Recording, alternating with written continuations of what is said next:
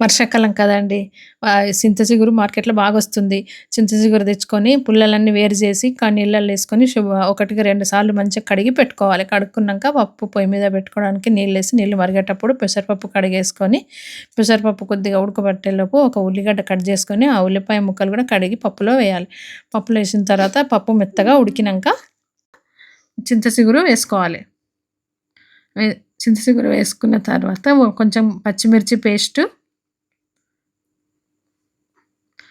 పసుపు, ఉప్పు, కొంచెం నూనె ఏసుకొని, కరివేపాకు మూత పెట్టుకొని 5 నిమిషాలు ఉడికించాలి.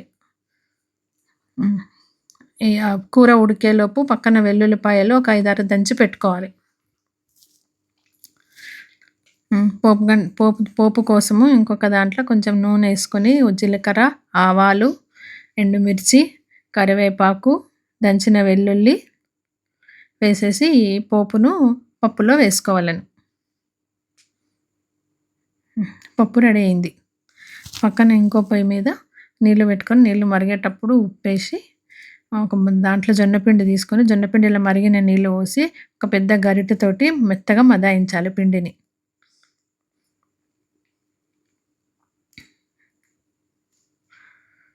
5 నిమిషాలు మూత పెట్టి అలాగే ఉంచాలి.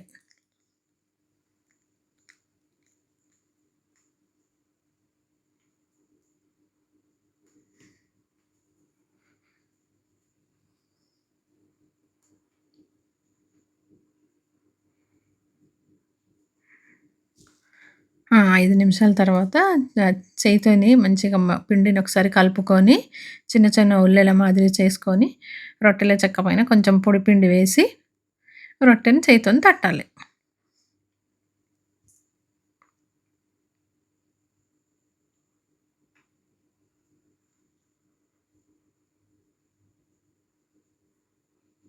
మేమైతే మా ఇంట్లో రొట్టెని ఇట్లనే చేస్తాం. కొంతమంది బట్ట మీద కూడా చేస్తారు. ఎవరికి ఎట్లా వస్తే అట్లా చేసుకోవచ్చు. పెంక మీద రొట్టేసిన తర్వాత కొంచెం తడి అద్ది 2 వైపులా కాల్చుకొని పప్పులో వేడి వేడి పప్పులో నెయ్యేసుకొని జొన్న రొట్టెతోని తింటే సూపర్‌గా ఉంటుంది.